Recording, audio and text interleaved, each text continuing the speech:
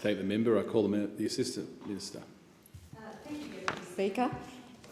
A couple of weeks ago, I met again with many of my constituents at my regular listening posts, which I hold at least every month. It creates an opportunity for people in my electorate to come and speak with me on an informal basis and raise whatever issues that they'd like.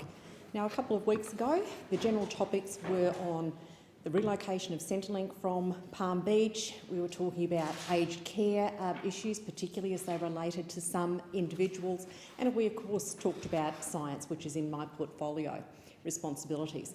But the single biggest issue that was raised at those listening posts, and it's an issue that's raised every single day with me in the electorate, is the widening of the M1.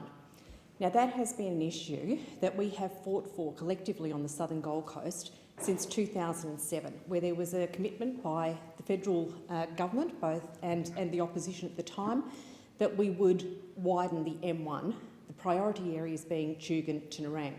Now, the state Labor government relocated that money further north so that Logan and further north of that were the beneficiaries. But that means that my electorate and the whole of the southern Gold Coast has been left waiting for significant upgrades. Now, I would have to say that when we had the Newman government in Queensland, and I had to deal with the member for Mudgeeraba, Ros Bates, all I had to do was pick up the phone to her and get a response, and we would work together collectively to make sure that we were getting the widening happening through the electorate. That has not been the case with the new Labor government in Queensland, and it is an absolute stark difference.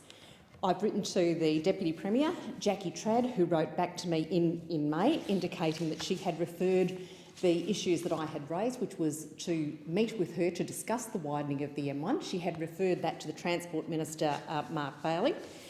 I've corresponded with him a couple of times, as in I've written to him because I don't get a response from Mark Bailey at all.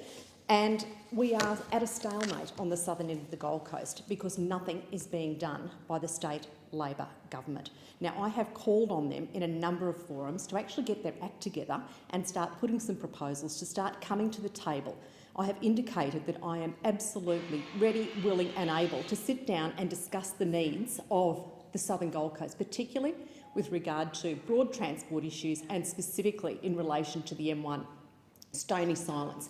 Now, I'm not normally a person that gets up and plays partisan politics, but I'd have to say the response is dismal from the state Labor government, and I don't think they should be sitting there on their hands any longer and ignoring the southern end of the Gold Coast, because we matter, quite frankly, and it's about time that the state Labor government actually got their act together, recognised that we were a significant part of the Gold Coast and did something to listen to our concerns.